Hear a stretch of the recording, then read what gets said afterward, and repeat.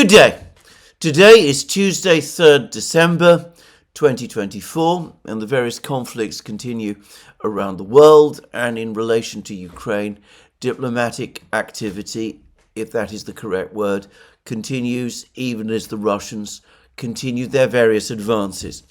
But I'm going to start first with a discussion of the situation in Syria, because I have now received information from a source that I consider completely reliable and authoritative about the situation in northern Syria. And I should say that this source is obtaining his information from Russia.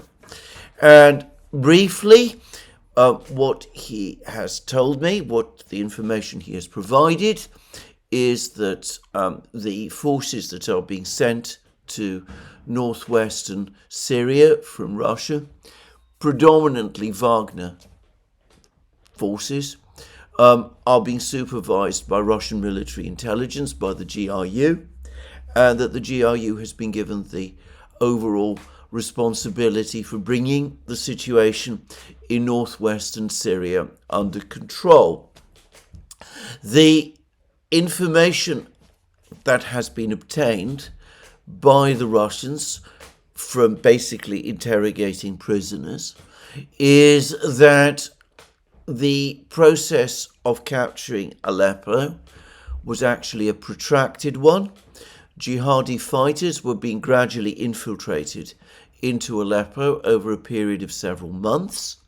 When the attack on Aleppo took place, there was apparently already cells inside Aleppo which were activated, and in addition there was use of truck bombs and attacks on Syrian military positions across Aleppo in the hours before the main attack on Aleppo took place. So it looks as if not only was there a significant intelligence failure, but there was a significant security failure as well. That, as I said, these people were able to infiltrate Aleppo, and the security services in Aleppo failed to detect this.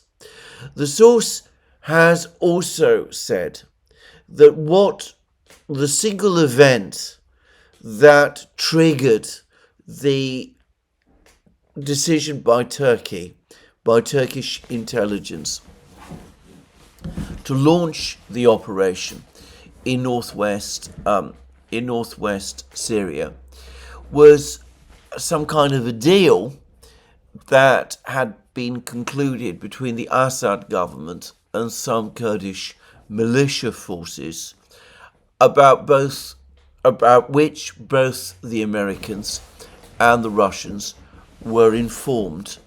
There was apparently no discussion of this with Turkey itself. The Turkish authorities were very unhappy, and this decided them to launch the operation that they did. Now, I say that I am sure that there were larger and greater reasons involved. I've discussed already that Erdogan has been seeking a meeting with Assad, has been seeking discussions with Assad about the general situation in Syria and indeed this area of the Middle East for some time. Assad has been spurning these contacts, somewhat to Russian irritation and perhaps also to Iranian irritation as well.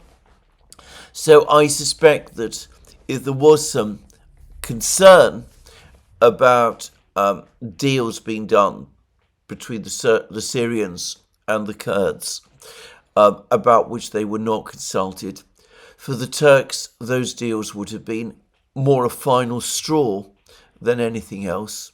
And anyway, the fact that the Turks and their jihadi allies were apparently working to launch this attack on Aleppo over some time, all of that suggests that there was indeed some kind of prior preparation that probably preceded whatever contacts between the Syrian authorities and the Kurds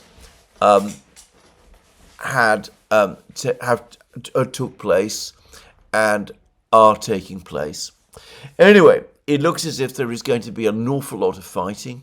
The jihadi fighters in northwest Syria are numerous, and apparently some of them are highly trained, or at least reasonably well trained, and reasonably well equipped. There are drone operators being sent from Russia to assist this operation, and at least 10,000 FPV drones have been sent to Syria to be operated by these drone operators, and they've been sent by aircraft. 10,000 may seem like a lot, but some months ago it was about a week's production in Russia, and I suspect that production in Russia has increased significantly since that figure was first mentioned. 10,000 FPV drones produced per week. I'm sure that there's been production now is running higher than that. So as I said previously in other programs, the Russians can certainly redeploy forces to Syria and are apparently doing so without this detracting significantly from their forces fighting the Ukrainians in Ukraine and in Kursk region. Meanwhile, I should say the diplomatic contacts continue. President Putin himself has now spoken with President Pezeshkian of Iran. The Kremlin has published a readout of this telephone call, and unsurprisingly, it turns out to have been about the topic of the fighting in Syria. And I'll read it. The president's focused on the escalating situation in the Syrian Arab Republic, highlighting the large-scale aggression by terrorist groups and militant units aimed at undermining the political and socio-economic stability of the Syrian state. They expressed unconditional support for the efforts of Syria's legitimate authorities to restore constitutional order and maintain the country's territorial integrity, whilst also emphasizing the importance of coordinating efforts within the framework of the Astana format with the involvement of Turkey. So you see, here it is, it's clearly set out. The Russians and the Iranians are in agreement that Turkey must be involved in trying to stabilize the situation. Notice that this readout does not refer to President Assad himself by name, which suggests that there is at least some irritation with him in Moscow. And it looks as if the Russians and the Iranians are in full agreement that certainly the situation in northwest Syria must be brought back under control. Certainly Aleppo must be brought back under government control. Certainly the jihadi fighters in northwest Syria must be defeated. But beyond that, there must be a rapprochement between Turkey and Syria, and that means that the Astana format must be revived, and that means that Turkey will be involved in future discussions, and that probably, almost certainly means that the Russians and the Iranians are going to push for that meeting between Assad and Erdogan that both of these countries, I suspect, very much want to see happen. Anyway, the readout continues. The leaders also discussed key issues related to the expansion of Russian-Iran cooperation in various fields, particularly in the light of the agreements reached by Vladimir Putin and Masoud Pezeshkian during their talks in Kazan on October 23, 2024. The presidents outlined a plan for future bilateral contacts and engagements at other levels. Now, on that issue, if I can just engage in a brief diversion, There is increasing talk that the United States under Donald Trump is going to do what it can to stop Iranian oil exports, specifically Iranian exports by sea to China. And what I suspect is under discussion between the Russians and the Iranians in light of this is probably some kind of arrangement whereby Iran exports its oil to Russia.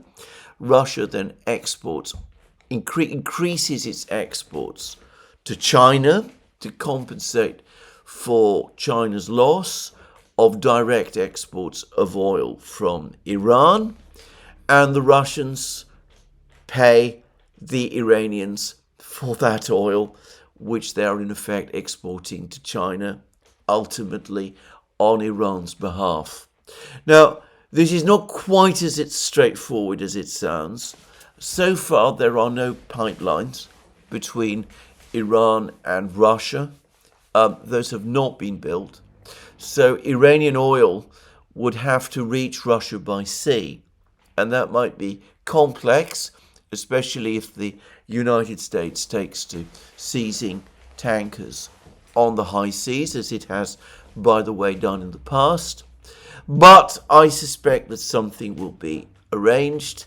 Probably the oil will move to, will be transported eastwards to places like the Russian Far Eastern ports, and from there it will be transferred onto Russian ships, or it might even be transferred onto Russian ships in the high seas. But one way or the other, the Iranian oil is going to go to Russia, and Russian oil is going to go to Iran. Both of these are sanctioned countries. Russia is actually now more heavily sanctioned than Iran itself is. So the Russians lose absolutely nothing by agreeing to act as middlemen for the supply of Iranian oil to Russia, to China, in that sort of way. By the way, on that front and on the topic of pipelines, I understand that there has been some further progress between China and Russia on building the Power of Siberia 2 gas pipeline, but about that I am relatively little informed. Anyway, there it is. So the Russians sending significant forces now to Syria in order to push back the jihadis. No doubt Putin deeply annoyed by the conduct of President Erdogan, but nonetheless continuing to recognize that hard-headed practical realities mean that Russia must continue to work with Erdogan and Turkey to move the situation forward, and the Russians and the Iranians agreeing that a summit meeting must take place within the Astana format, and that is going to involve Turkey as well, in order to move forward with the process of stabilizing the situation in Syria. Just to repeat the words from the Russian readout again, that the Iranians and the Russians emphasize the importance of coordinated efforts within the framework of the Astana format with the involvement of Turkey. Now, I said that the Russians are angry with Erdogan, and Putin, I suspect, is especially angry with Erdogan because, as I've discussed, he had a telephone conversation with Erdogan as recently as the 24th of November, in other words, just over a week ago, and Erdogan clearly failed to inform him about the fact that a major operation was being prepared in Syria by Erdogan's jihadi allies. So Putin will not be happy with Erdogan about that. and maybe unsurprisingly, there is confirmation that the Russians are refusing, for the time being, to set up a telephone call between Erdogan and Putin. I say that the Russians are refusing. The TASS report simply said that there's no work as yet to set up a telephone call between Erdogan and Putin. But I strongly suspect that Erdogan is most anxious for that call, and it is the Russians who are making their displeasure clear by snubbing him. But if one puts all of these diplomatic maneuvers to one side, the overall trend is clear. The Astana format must be revived. Erdogan must be brought on board. Turkey cannot be excluded from discussions about how to end the Syrian war. The Russians and the Iranians both understand that, and that agreement, that mutual understanding, is eventually going to lead to action. Now, I would say that if you want an overall picture of the incredibly complex and treacherous, there's no other word to use, treacherous game that Erdogan has played over the course of this conflict, despite, by the way, continued denials. The Turks, Erdogan, his government, continue to insist that they have no role at all in what is taking place in northwest Syria. I don't think anybody outside Turkey, and perhaps a few people in Turkey, but not many, I think anybody outside Turkey believes these protestations of innocence.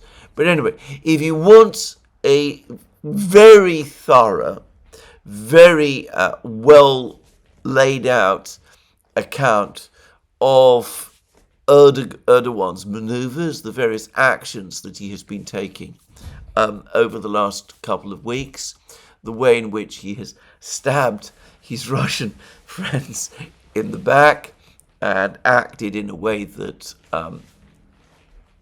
threatens the destabilization of Syria all over again. Well, the best place to go, the best single article that I've read, is on Naked Capitalism by Conor Gallagher, and its title is Erdogan Backstabs His Way into Center of Middle East Conflict. And I think the title is exactly right. One might be shocked, even disgusted with the way in which Erdogan has acted. But it would be unrealistic to deny that he has actually achieved, at least in the short term, his objective. He is once again back center stage in terms of discussions about the situation in Syria. We saw that from the Russian readout of the call between Putin and Pezeshkian, and he's managed it through this action that he has taken over the last few weeks. Whatever Erdogan is, unprincipled, duplicitous, treacherous, disloyal, he is also a person who understands the leverage he has and knows how to exploit it. And he has again done that with a degree of skill. Anyway, I ought to say that Conor Gallagher makes the further point that ultimately this kind of overcomplicated diplomacy, if diplomacy is even the right word for it, is not going to pay deep dividends for Erdogan, that it's not going to turn out well for him in the end. And I think if we're talking about Turkey, that is probably true, in the sense that Erdogan is involving Turkey in far too many matters around its borders. But I'm also going to say that I've gradually come round to the view that Erdogan himself, whatever one's feelings about him, has that skill, that aptitude to keep playing this game and at the same time keep the ball somehow in the air. I've been expecting for years that he would eventually overreach himself and get himself into serious trouble. But it has never quite happened, because ultimately the great powers, the Russians, the Iranians, and even the Americans, ultimately feel that they have no choice but to work with him. But when he does exit the scene, which one day, of course, he will, he's going to leave his successor with a pile of problems, and that successor is unlikely to have the same kind of skill and the same sort of nerves to be able to play this game, to go on playing this game, which Erdogan has been playing, with the same skill that Erdogan has done. So Erdogan is piling up problems for the future, but I think that whilst he remains Turkey's leader, he is sufficiently in control of the game to be able to keep his head above water and to continue to move forward. His successor might find it much more difficult to do. Anyway, that's what I want to say basically about the Syrian situation. For the moment, it does look as if the front lines, at least between the Syrian military and the jihadis, have indeed stabilized, and that the jihadi offensive towards central Syria has been checked. The Syrian government appears to be in firm control of Damascus and in all of the territory of central and southern Syria. Iranian media are reporting that there is a build-up on the part of the Kurdish forces in the American-occupied area of eastern Syria, and that there are concerns that the Kurds may be preparing some kind of strike towards the desert city of Deir ez-Zor in eastern Syria, and that the Syrian military, despite facing the challenge from the jihadi fighters in Aleppo, is having to send men and machines to try to stem this attack in eastern Syria if it takes place. So this whole thing could become more complex. It could be that the Kurds are taking advantage of what they see as the distraction and weakness of the Syrian government at this particular time, or it could be that they've been egged on to do this by their American and Israeli friends. And it is universally assumed, by the way, in the region, that the Americans and the Israelis have had some role in this crisis alongside the Turks, even though it is widely acknowledged that Turkey perhaps has played the biggest role. But anyway, it could be that over the next couple of days we will see fighting start again in eastern Syria as well. However, the Russian Air Force is very active, and the bombing is apparently very heavy, and it's more likely than not that over the next couple of days the offensive in western Syria towards Aleppo will begin. Anyway, we will need to keep an eye on this. I suspect that we still have about a week until the forces from Iraq, the Shia militia forces from Iraq, arrive. Maybe some of them will be sent, by the way, to reinforce Syrian government positions in Deir ez-Zor, which is close to the Iraqi border.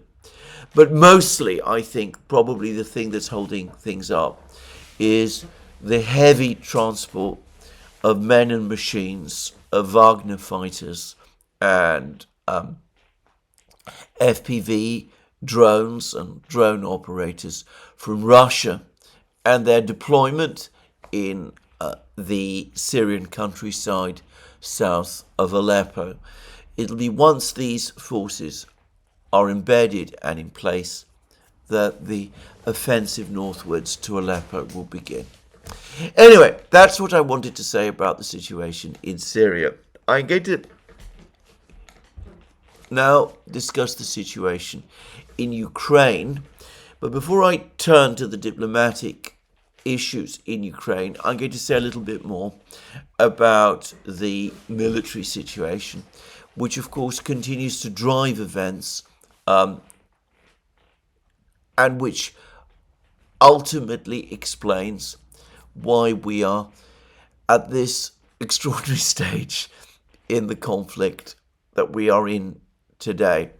Now, the first thing to say is that I think it was the day before yesterday, I mentioned that there were reports that the Russians had broken into the village of Novi Komar, north of Velikaya, Novoselka. Yesterday, there were reports that Novi Komar has fallen completely under Russian control.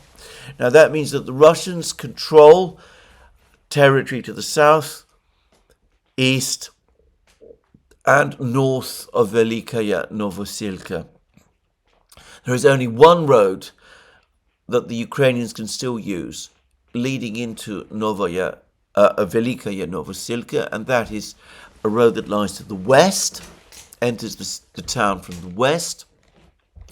The Russians are located fairly close to that road, south of the road, a little further to the west. So the supply lines to Velikaya, Novoselka are not secure. And I'm going to make a guess that Russian drones are already probably buzzing over this road. My own view is that the Ukrainians, one way or the other, are going to have to evacuate Velikaya, Novoselka before very long. If one looks at the overall layout of the front lines, it is very difficult to see how the Ukrainians can recapture Novi Komar. The Russians are very well established immediately to the east of this village.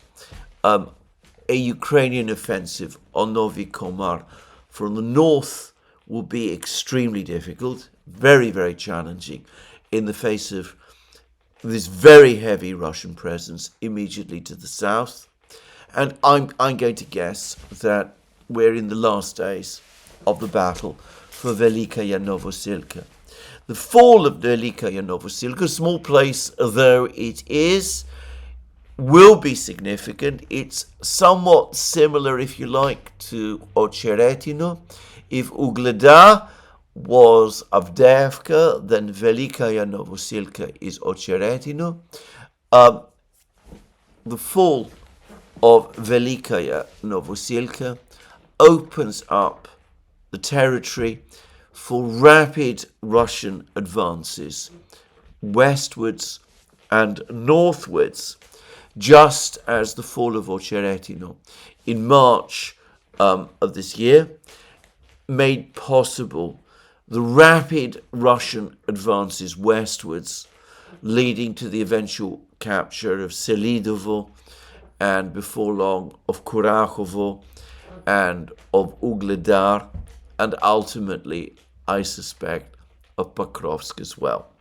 So, an important place is about to fall, and of course, once the Russians are in control of Velikaya, Novoselka, the way will be open for them to continue their advance to the Dnieper. I saw recently an interactive map which showed the speed, the pace of Russian advance from the start of September, the first day of September, until today. So a process of 3 months. And it is very rapid. The Russians have been gaining ground rapidly pretty much every single day. And one can see that an enormous belt of Ukrainian territory has rapidly fallen under Russian control, including numerous fortified positions, of which, of course, Vuhledar is the most important. Ugledar is the most important.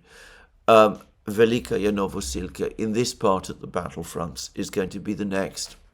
And a little after that, Kurakhovo itself.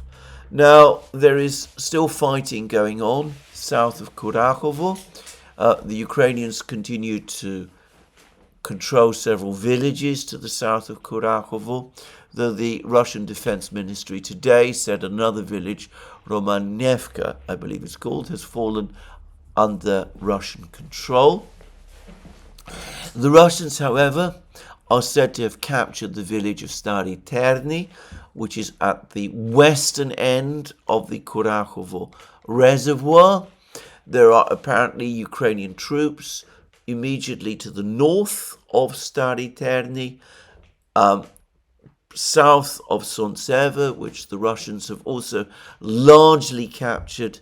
Apparently 2 battalions of Ukrainian troops there. They're almost now in a cauldron. We're likely to see more withdrawals of the Ukrainians from this territory also.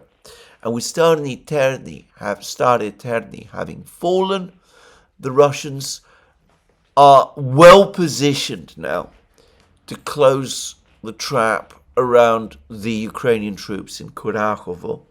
And my own guess is that very much has happened a few weeks ago in Selidovo.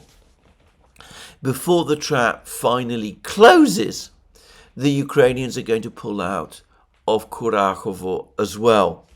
And that will bring another enormous belt of territory under Russian control.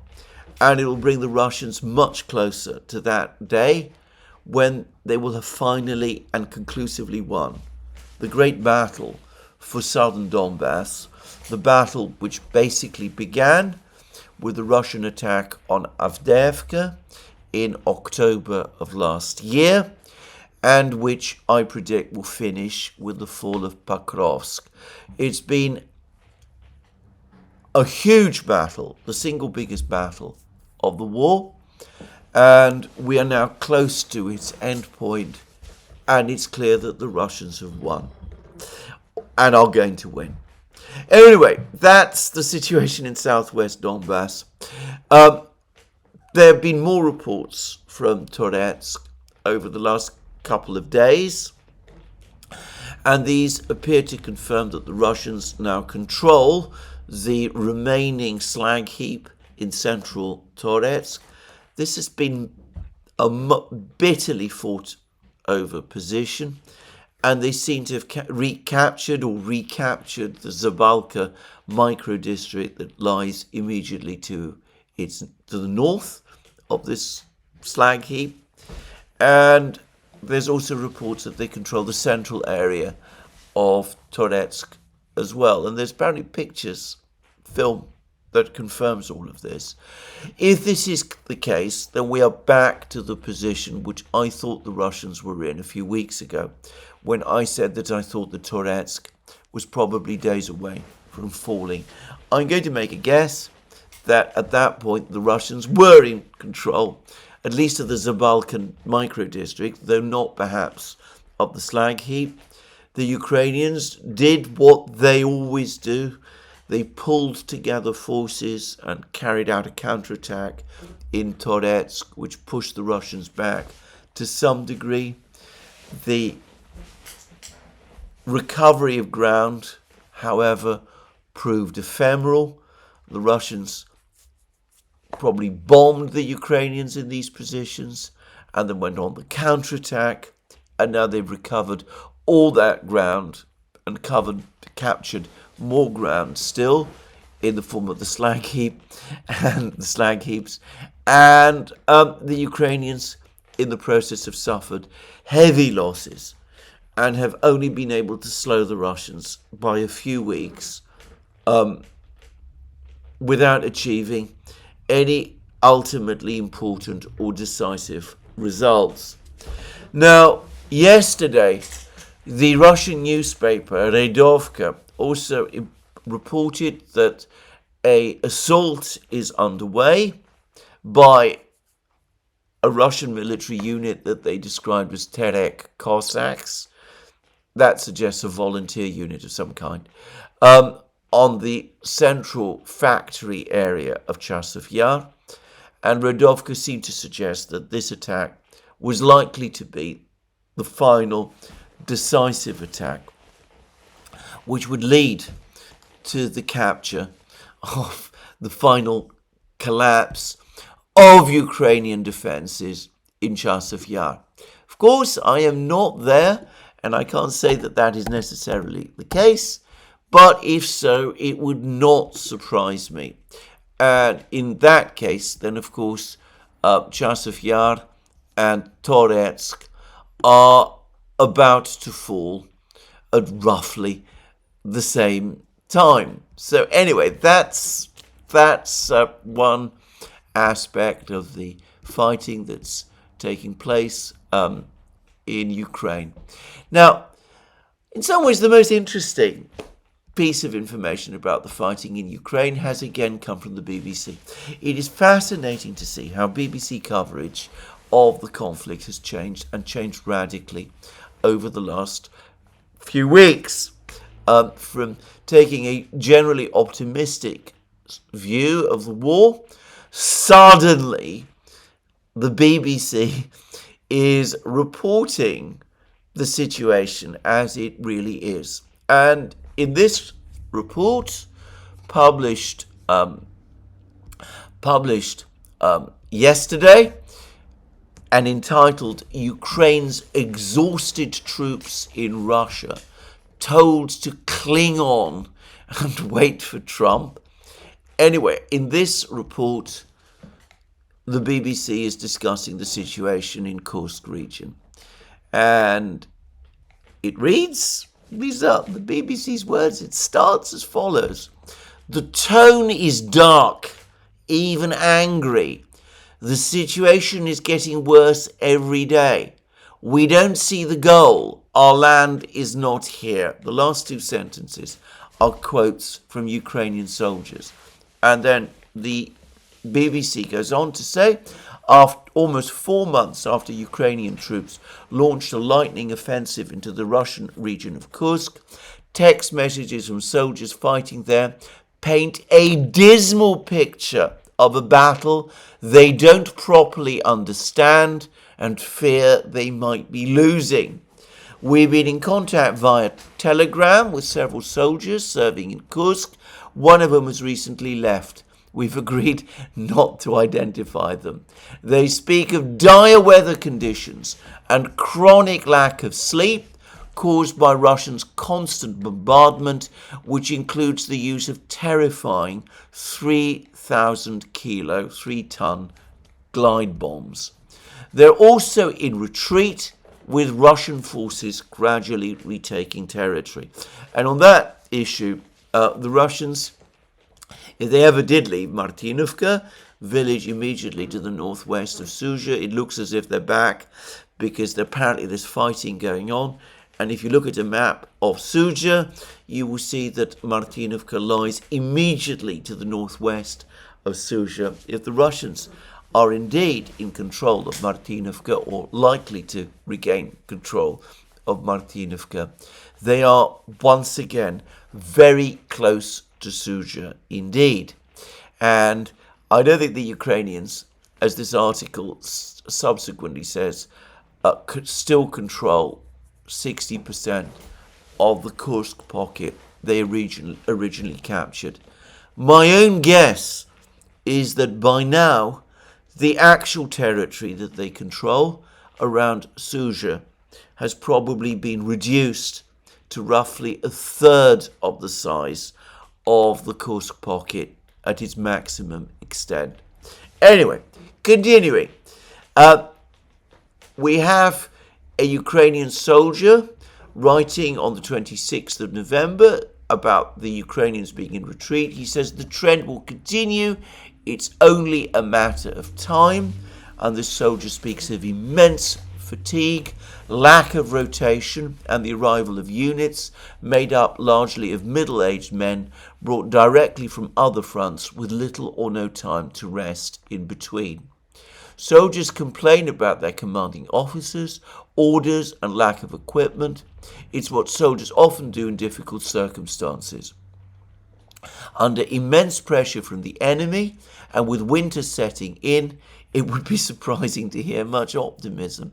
Well, soldiers do complain, and they are often somewhat grudging in describing the situation. I've seen this many times for myself over the course of this conflict, and it's certainly true that winter is never an easy time to fight a war in, especially if we're talking about this part of the world where winter temperatures are low. But Alex Christoforou and I recently did a program with Patrick Lancaster, who obviously spends a lot of time reporting about the fighting in Donbass and has had contacts and has had regular contacts and meetings with Russian soldiers. And certainly they don't seem to have they don't seem to be suffering the bleak and dismal mood that is described here by the BBC of the Ukrainian soldiers. And then the BBC goes on to say the messages we've received are almost uniformly bleak, suggesting that motivation is a problem. Some questioned whether one of the operation's initial goals, to divert Russian soldiers from Ukraine's eastern front, had worked. Well, I don't think there's any point in even talking about this anymore. It clearly hasn't. The Russian advances in eastern Donbass speak for themselves. And anyway, it then goes on to say the orders now, they said, were to hang on to this small sliver of Russian territory until a new president with new policies arrives in the White House at the end of January. And a Ukrainian soldier is quoted as saying, the main task facing us is to hold the maximum territory until Trump's inauguration and the start of negotiations in order to exchange it for something later. No one knows what. Nor do I. A group of forces north several months ago in one of their bulletins actually went out and said that the idea of exchanging Kursk region, barely inhabited, an area of forests and streams and marshland, for some valuable territory in Donbass is ridiculous. And besides, the Russian constitution simply doesn't permit for such an exchange, such exchanges of what the Russians now consider to be Russian territory. And I appreciate that in the West, the provisions of the Russian constitution are not taken especially seriously, and there is still a reluctance to accept that the Russians consider Donbass, Zaporozhye and Kherson region to be Russian. But the Russians undoubtedly disagree. And anyway, we hear an awful lot about how important it is for the Ukrainians to hold out until Trump becomes president. Though, as I said, that really does seem a dismal plan and a sacrifice of the lives of brave men for no obvious or logical point.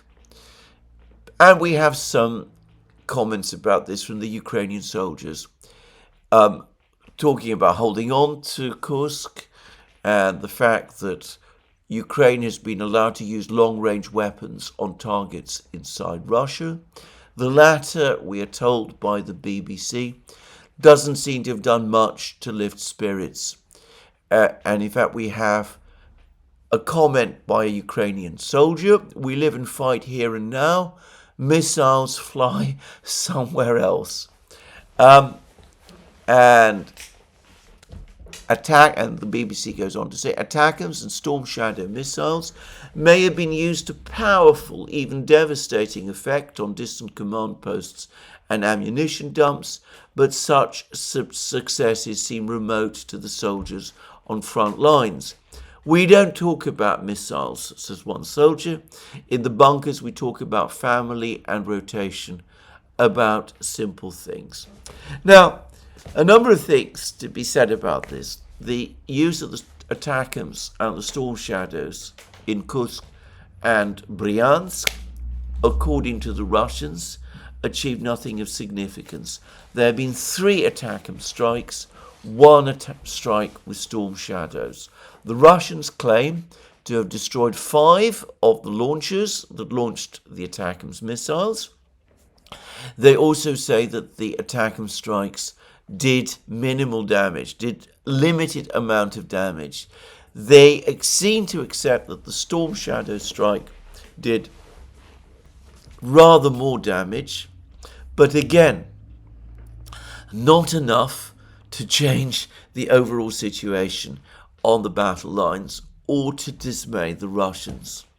Now, the interesting fact, commented upon, as far as I know, by only one person, and that is the former British diplomat Ian Proud, is that since those strikes, over the last week or so, there has been no further news of more strikes by Ukraine, or rather by Ukraine in alliance with the Western powers, on Russian positions in Kursk or Bryansk or anyone else. And Ian Proud has discussed that on an excellent article. You can find it in Responsible Statecraft, the magazine of the Quincy Institute, but you can also find it on his own Substack blog. And his title is "Putin has established escalation dominance over the United States by deploying the Oreshnik." And he makes the point that over the last few days since the Oreshnik strike, the enthusiasm, the excitement about the sudden decision to allow attacks by the ATACMS and the Storm Shadows on Russian territory, all of that euphoria that we briefly saw in the Western media has completely vanished. There is no further discussion of this. And I'm going to quote from Ian Proud's piece. "Until Monday, November 18th, media outlets brimmed with pro-war activists urging Biden and other Western leaders to free Zelensky's hand to use longer-range weapons deep inside Russia. Since the summer, bombastic," that's an absolutely accurate adjective, by the way, "bombastic British ex-military saber-rattlers have been talking up the decisive impact the Storm Shadow missiles, and by implication US ATACMS, could make on the battlefield in Kursk, with a range of 300 kilometers or around 185 miles. They got their wish on November 19th, when the first salvo of ATACMS was lobbed at a military facility in Bryansk, outside the area in which Ukrainian forces are battling in Kursk. The following day, British Storm Shadow missiles were fired into Kursk with the jubilant approval of Prime Minister Keir Starmer, no less. These strikes elicited widespread attaboy jingoism. This is public school talk, entirely appropriate, if you know the kind of people that Ian Proud is talking about. These strikes elicited widespread attaboy jingoism from the Western media with hardly a word of caution. And then he goes on to discuss how the Russians then caused a certain degree of alarm by demonstrating the effectiveness of the Oreshkin system. And then he goes on to say, perhaps unsurprisingly, the pro-ATACMS advocates have largely fallen silent. There have been 2 further declared US ATACMS uses, although specifically within the Kursk region itself. And it had already taken the US and the UK months finally to agree to deploy ATACMS and Storm Shadow missiles in limited fashion within Russia. The scope appears to have been tightened further in recent days. In the twilight of his presidency, Biden must now decide whether he is willing to escalate further. And it's a fact, we've seen far less excitement and expectation and jubilation about the ATACMS and Storm Shadows. And since those last 2 missile strikes using ATACMS missiles at the end of November, for about a week now, there have been no further strikes with the ATACMS at all. I'm going to say that, in my opinion, the Oreshkin strike undoubtedly has played a role, but the destruction by the Russians of the 5 HIMARS launches, which probably had launched at least some of the ATACMS that were used in these attacks, the destruction of those 5 launches and the hunting and killing by the Russians of Western personnel in Ukraine has also had an effect, and it has probably concentrated minds and has delayed action further. Now, of course, that has not prevented the Biden administration from continuing to do more of everything that it can to keep the war in Ukraine going. We're getting reports of a mammoth $750 million military aid package to Ukraine.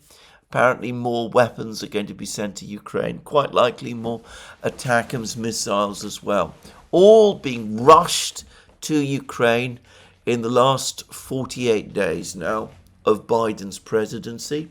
It's an almost, as I said, feverish rush of weapons being sent by Biden to Ukraine, depleting US stockpiles even further, and doing so, by the way, using creative accounting practices which are going to deplete those stockpiles even more.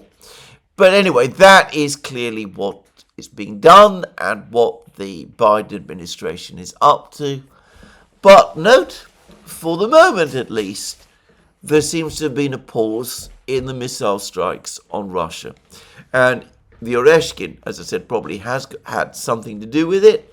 But I suspect also the fact that many of the launchers that were used to launch the ATACMS, that many of those launchers have been destroyed. I think that has also had a depressing effect as well. Anyway, going back to the BBC article, we see that the Ukrainian soldiers on the front lines in Kursk are not impressed by the ATACMS and Storm Shadow strikes. It has not improved their morale. It has not helped the situation. One soldier is quoted as saying, "The key is not to capture but to hold," and we're struggling a bit with that. They're finding it difficult even to hold on to that territory that they do hold. And you find a few brave voices who still insist that the Kursk operation did make some kind of sense. One soldier is quoted as saying, it did manage to divert some Russian forces from Zaporozhye and Kharkiv regions, possibly, but not from Donbass, which is the key battlefield. But then the BBC tells us that other soldiers we spoke to said they felt they were in the wrong place, that it was more important to be on Ukraine's eastern front rather than occupying part of Russia. Our place should have been there, in eastern Ukraine, not here in someone else's land.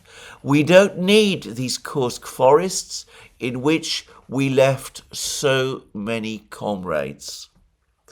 And I suspect that is a general sentiment. And further on in the article, there is a bitter discussion which clearly originates from some of these Ukrainian soldiers, in which they compare the Kursk operation with the Krinky debacle, the attempt by the Ukrainians to establish a bridgehead on the east bank of the Dnieper River in Kherson region in the autumn of 2023, the autumn of last year. We're told that this led to, the BBC tells us that around 1,000 Ukrainian soldiers were killed or went missing, almost certainly killed, over the course of that operation. Nothing was achieved. Some of the Ukrainian soldiers see this as a stunt, which went catastrophically wrong, and they see the Kursk operation as a similar stunt as well. The BBC is very careful, by the way, not to reference the recent Ukrainian discussion of the Krinky operation, which makes clear that the Krinky operation was thought up by the British, who urged and in fact pushed the Ukrainians into conducting it, and that the Ukrainians did this against the better judgment of some of their commanders, including the then overall commander of the Ukrainian forces, General Zaluzhny. So the BBC does not want to talk about British involvement in the Krinky operation, but we see that some Ukrainian soldiers are now discussing this operation in Kursk region as being, in effect, another Krinky. Anyway, there is one final comment in this BBC article that I can't resist reading out and discussing. And it's about the North Korean troops who are said to be in Kursk region. We're told that despite the Ukrainians have been told that they must capture North Korean soldiers, we read this, despite weeks, this is in the BBC article, despite weeks of reports suggesting that as many as 10,000 North Korean troops have been sent to Kursk to join the Russian counteroffensive, the soldiers that's to say the BBC, have been in contact with have yet to encounter them. And then we have a quote from one soldier. I haven't seen or heard anything about Koreans, alive or dead. Then the BBC goes on to say the Ukrainian military has released recordings which it says are intercepts of North Korean radio communications. And then the BBC goes on to say soldiers, these are the soldiers in Kursk region, said they had been told to capture at least one North Korean prisoner, preferably with documents. They spoke of rewards, drones or extra leave being offered to anyone who successfully captures a North Korean soldier. And then one Ukrainian soldier, in response to all of this, says, as the BBC admits somewhat sarcastically, it's very difficult to find a Korean in the dark Kursk forest especially if he is not there. Now, that's said by a Ukrainian soldier in Kursk to the BBC. It's not been said by me talking from London in the various programs that I have been doing here. I have expressed deep skepticism about the presence of North Korean soldiers in Kursk region. I've discussed in program after program the reasons for my skepticism. I'm not the only person to have expressed that skepticism. Brian Beletic has done so as well. He's pointed out that it makes absolutely no military sense to have North Korean soldiers operating under a completely different type of training system, to have them stationed and fighting alongside Russians. Stephen Bryan at Asian Times has also expressed skepticism about the story, making many of the same points that Brian Beletic did. Well, there we are. Now you have it from the BBC, or at least not from the BBC, from a Ukrainian soldier fighting in Kursk region, talking to the BBC. It's very difficult to find a Korean in the dark Kursk forest, especially if he's not there. To reiterate again, just a couple of days ago, I mentioned in a program that I'd received a fascinating article sent to me by the historian Jeff Roberts. It was an article from France 24. They went through every single video or photograph that purported to show North Korean soldiers in Russia. They thought there might be some credence in some of the films that seemed to show North Korean soldiers training in eastern Russia in the Pacific region. But every single photograph, film, video purporting to show North Korean soldiers in Kursk region was either demonstrably wrong, did not show North Korean soldiers at all, or was a fake, or was too ambiguous to be useful as any sort of evidence or confirmation of their presence.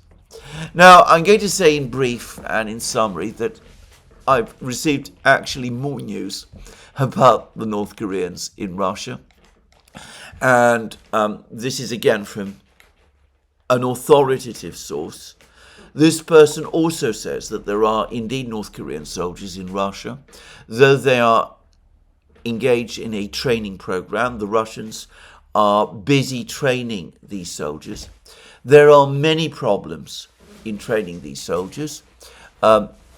Many of these soldiers, it turns out, are not up to the standard, the physical standard that the Russians require of their own soldiers. So the Russians are having to put them through a major program to get them up to that level of fitness that the Russians would consider appropriate for soldiers in their army. The source also says that there are still very profound differences in approach and thinking about war between the North Koreans and the Russians. The North Koreans are extremely highly motivated, very, very keen to fight, anxious to learn, enthusiastic pupils, but they have very much an ethos of being constantly on the attack. They don't apparently acknowledge that sometimes retreats are actually useful, or seeming retreats are actually useful in order to achieve the objective. And anyway, this source, who has a military background, I want to make that also clear, takes the view that it would take at least a year before these North Korean soldiers were fit for battle, or at least were judged by the Russians, were fit for battle, were ready to be committed to fight in any war, let alone the war in Ukraine. At least a year. My own view, my own straightforward view, is that this whole story about the North Korean soldiers in Kursk is, and has always been, essentially a propaganda exercise. Probably, as I said, almost certainly, North Korean soldiers have been sent to Russia to be trained up by the Russians and to be re-equipped by the Russians in modern weapons. And this is part of the new relationship between Russia and North Korea that the two governments have now agreed. The Russian Defense Minister, Andrei Belousov, has just been in North Korea, where he's had detailed discussions with the North Korean military leadership and has, I believe, met Kim Jong-un himself. As I've said already, I believe, and I'm sure that this is true, that North Korean factories are now being reorganized and placed in production to provide and supply Russia with military goods, and that North Korean guest workers are being sent to work in Russian factories, especially in the Far East. But I don't myself believe that there has ever been any plan to send North Korean soldiers to fight alongside the Russians in Kursk region. I don't think there's ever been a plan, and I don't believe that there are actually any North Korean soldiers there. Anyway, that's my view. I think this has been a propaganda story invented by the Ukrainians, backed by some people in the United States, probably in order to justify use of the ATACMS and Storm Shadow missiles, which the strikes in Kursk were justified on that basis. And we see with that article in France 24 and with this comment from this Ukrainian soldier that this entire story is now starting to sag and before long will fall apart. Anyway, I've spent some time today discussing the war. I haven't talked about the constant Russian missile strikes, the attacks on the energy system, or all of these things. But the fact is that the Russians are not only winning the war, but they're coming close to victory in the war. The Ukrainians are still just about holding their positions, but they're being rolled back in place after place. Southwest Donbass, the battle for southern Donbass, has turned into a complete disaster. Ever since Avdiivka fell, the Russians have been continuously on the offensive. The Ukrainians have never been able to hold them back. Huge areas of territory have fallen under Russian control. The Russians have been able to occupy important places like Avdiivka, Krasnogorovka, Ugledar, Selidovo. Before long, they will control Kurakhovo as well. And it is now only a question of time before they attack Pokrovsk as well. There are reports that Russian FPV drones are now active, attacking Ukrainian positions inside Pokrovsk, which of course is being systematically bombed anyway. The battles for Chasiv Yar and Toretsk have been long, largely, I suspect, because the Russians haven't committed huge forces to them. But there's good reason to think that both of these battles are coming towards an end, with the Russians capturing both of these important towns. The Russians have achieved significant breakthroughs in the Kupyansk area. They've managed to cross the Oskol River in two places, and to establish bridgeheads, successful bridgeheads west of the Oskol River. Our old friend Andrei Marochko has discussed the situation in the Kupyansk area in a short interview he's given to Task. He says that in the course of successful operations, our forward units have managed to break through the enemy's defense line northwest of Masyutovka and gain more advantageous lines and positions. The infiltration into the defense of Ukrainian armed formations has enabled our troops to establish fire control of about 2 kilometers of the key Dvorechnaya Kupyansk road, actively used by the Ukrainians until recently. The Ukrainians are trying to regain control of the road, which is important for their logistics. Anyway, whatever. The Russians have made progress in the Kupyansk area as well. So all of this is happening, and it's essential to understand that this is what is driving the war. About 3 programs ago, I discussed the report that Kellogg and Fred Feitz had written back in April, which many assumed set out a peace plan, which supposedly had been endorsed by Trump with a view to ending the war in Ukraine. I pointed out that this was not actually a plan. No plan was actually set out in the report, which is clearly a document prepared in order to provide Trump with talking points that he could use in the presidential election campaign against the then likely candidate of the Democratic Party, who is, of course, the incumbent president, Joe Biden. I pointed out that with the election out of the way, with Trump as the winner, that purpose to that document has gone. What I did not say is that the document in military terms is completely out of date.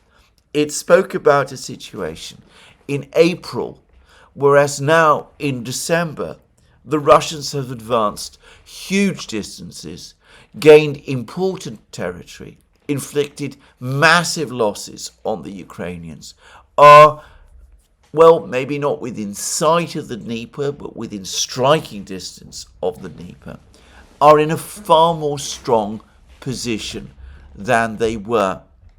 So, all of these plans, all of these proposals, which are floating around at the moment in the West, are not going to take us very far if they're all based on ideas floated in a campaign document drafted back in April, 7 months ago, in a completely different situation than the one that exists today.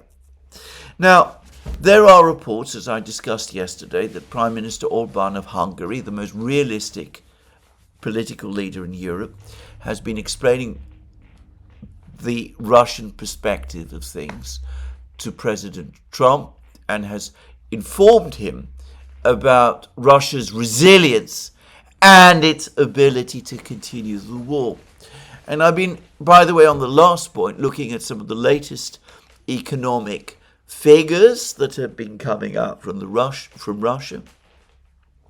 And they suggest that growth might again be on a rising curve, in the sense that the interest rate hikes carried out by the central bank over the course of the summer did dampen growth a little, as the central bank wants, so that manufacturing PMI in Russia briefly fell below 50 to 49, which points to contraction.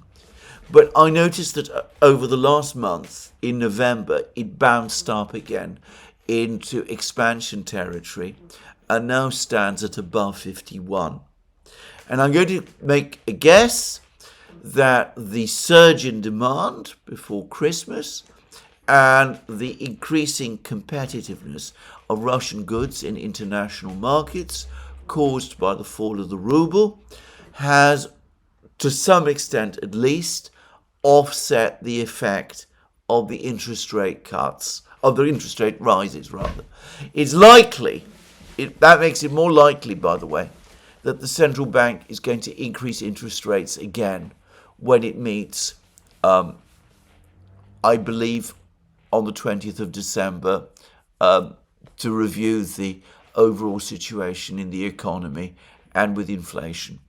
But the point is, the key point is the economy, the Russian economy is continuing to grow and grow fast, faster than the central bank would want, and the budget is in rude health and could very well end the year in surplus.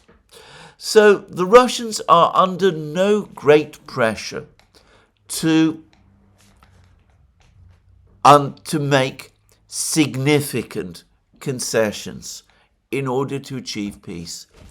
Now, if one looks at some of the proposals that are floating around, including a long article about them that has appeared in The Economist, the prevailing assumption appears to be that the Russians will agree to some kind of ceasefire and freezing of the conflict in return for a measure of sanctions relief. Now, I am not one of those who say that the Russians are completely unconcerned about sanctions. Undoubtedly, they would like to see the sanctions imposed upon themselves lifted. I say that because from a Russian point of view, being able to trade with everybody as they are a major exporter is inherently better than it is than a situation like the one we have now, when they're only able to trade with some people.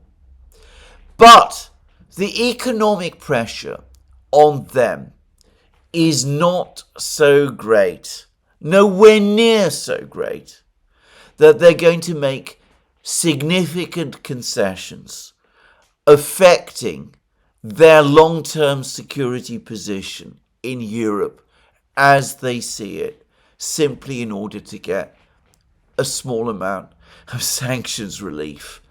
Any analysis, any view that thinks that is simply wrong. It greatly overestimates the effect of the sanctions on the Russian economy, and it completely misjudges Russian willingness to trade sanctions relief in return for concessions over Ukraine. That is simply not something that the Russians are thinking of doing. What the Russians are prepared to do, as they've said many times, is talk. And in fact, we've had a comment about this from TASS, and it's from Alexander Dinkin, who is the president of the Primakov National Research Institute of World Economy and International Relations under the Russian Academy of Sciences. The National Research Institute of World Economy and International Relations, IMEMO, is Russia's equivalent of the LSE. It is an immensely prestigious institution. It's where Russian diplomats get their bachelor's degrees, mostly. And the Primakov Research Institute, which is part of IMEMO, is again a very prestigious think tank, and Dinkin must therefore be taken seriously. Anyway, Dinkin tells TASS the restoration of interstate relations could be the first step towards ending the Ukrainian conflict. What do I mean? The return of the seized properties of Russian diplomatic missions, which of course remain Russian property, and the resumption of direct air links. These are the first minimal but extremely necessary steps. And he said that he had conveyed this idea to his US counterparts, both through public and non-public channels. So what he is saying is that in order to establish even an atmosphere of goodwill, the Americans must move first. They must return the diplomatic property that Obama's administration seized in the last weeks of the Obama administration's existence under the false premise of Russian interference and in the 2016 election and collusion to steal that election with Donald Trump.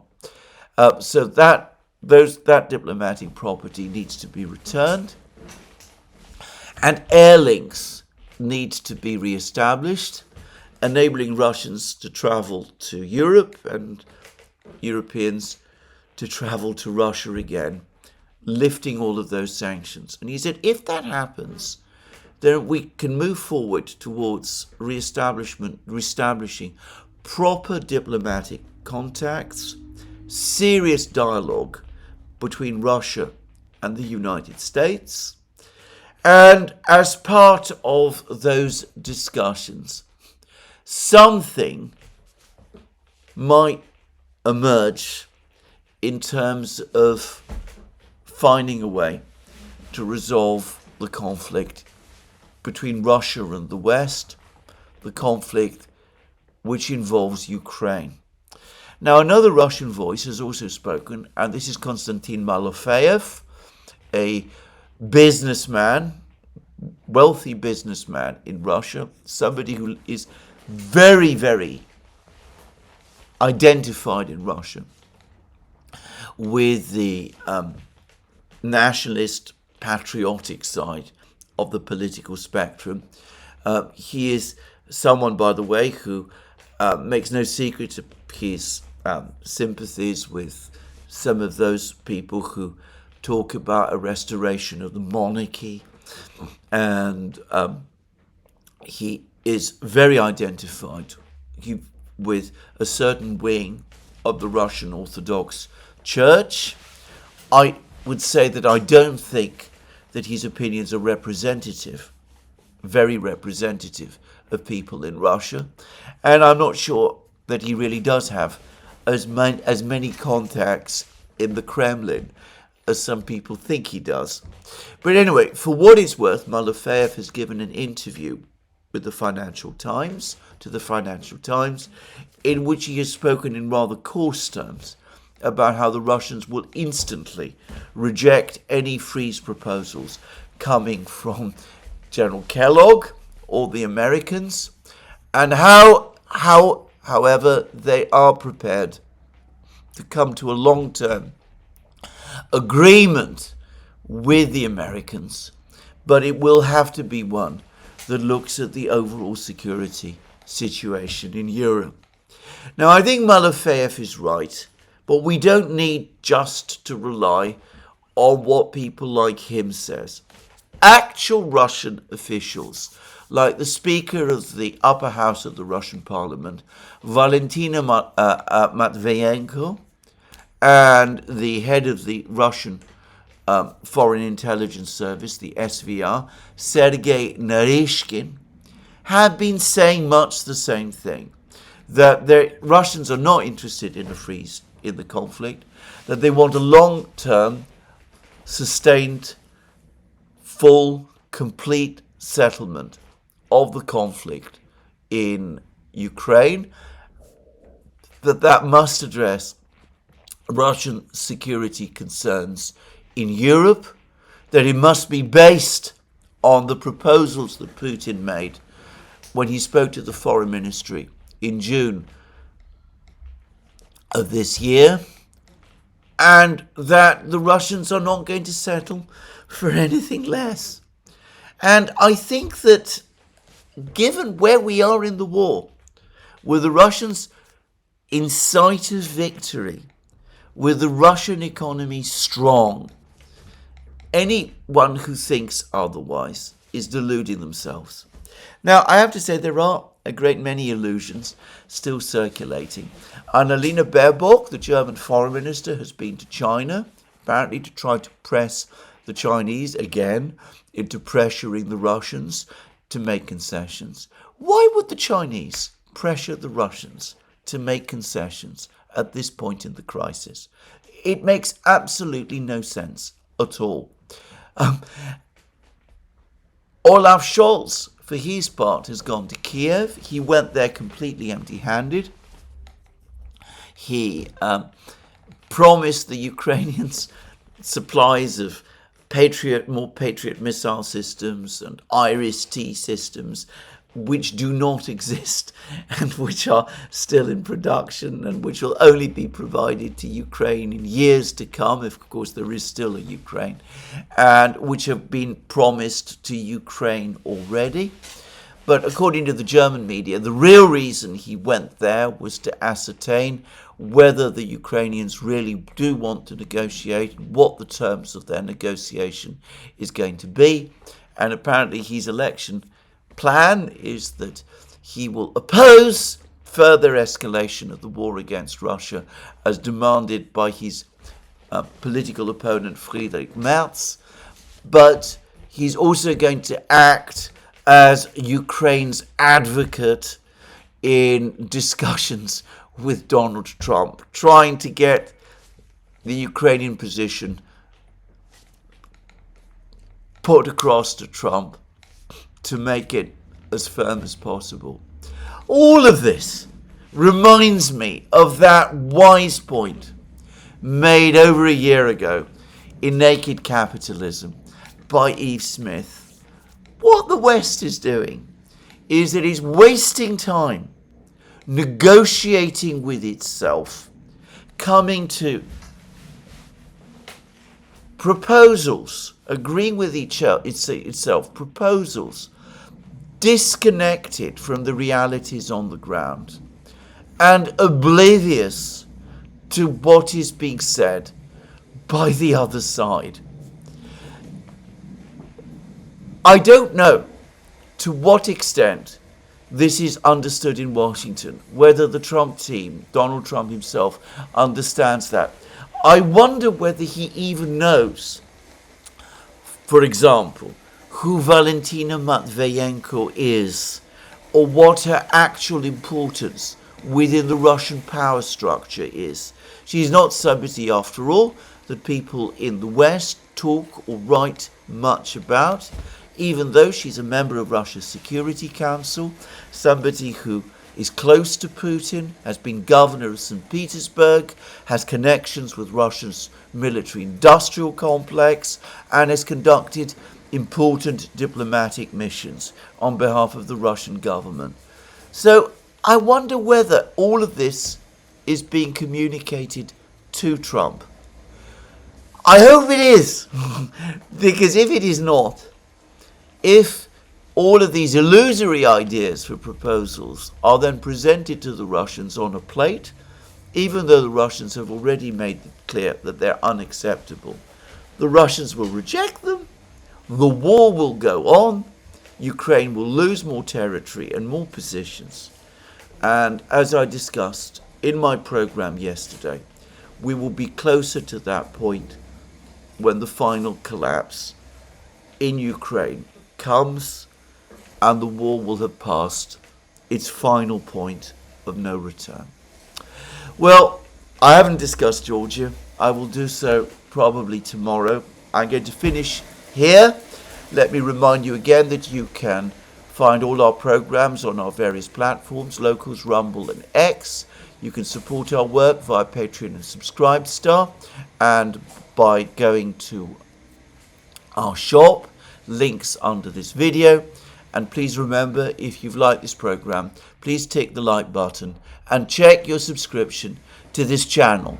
That's me for today. More from me soon. Have a very good day.